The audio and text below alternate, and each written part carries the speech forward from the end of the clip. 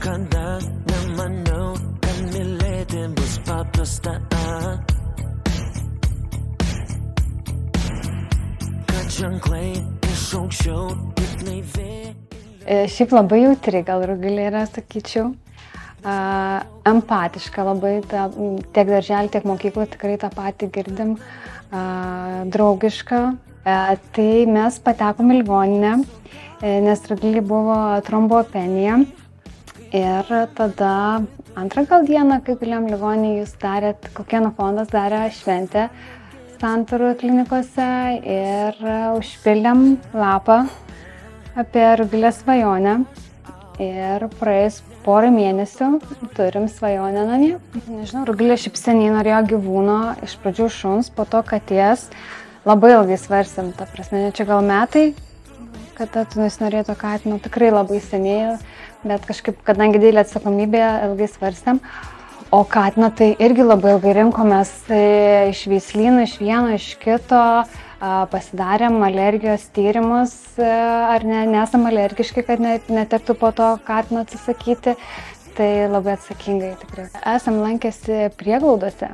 Ten yra šitam Vilniuje, Ognės miestelį, ten šalia žaidimų aikštelės. Tai mes ten vis užeidavom. Ir ten būtent yra tokie žaidimai su plunksnom, tais katinais, tai einam pro šalį visą laiką prašo nužeit, kad jinai galėtų pažaisti, ten leisdavo tai.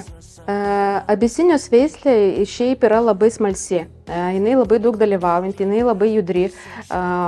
Aplamai, kaip yra daug tokių veislių, kur žmonės gali pasakyti, kad jie elgiasi kaip šunės, kad su žmogum bendrauja ir panašiai.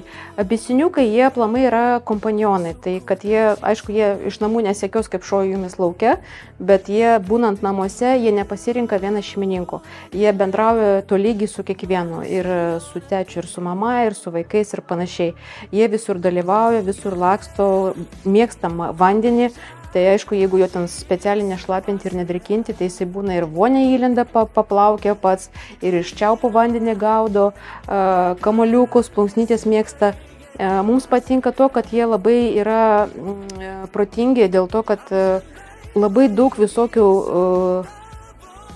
veiksmų, sakykime, ką jie namuose atlieka, apart to, kad jie yra labai šmaikštus ir juokingi tie veiksmai, bet jie ir parodo savo intelektą, nes labai daug padaro kitaip negu, kad, pavyzdžiui, paprastos kiemsargikės, ir tu matai, kad čia yra su intelektu daryta, čia yra sąmoningai kažkoks veiksmas atliktas. Aš labai norėčiau, kad tas katinukas būtų kaip trečias vaikas šitoje šeimoje, nes ir labai graži šeima, labai gražus vaikai.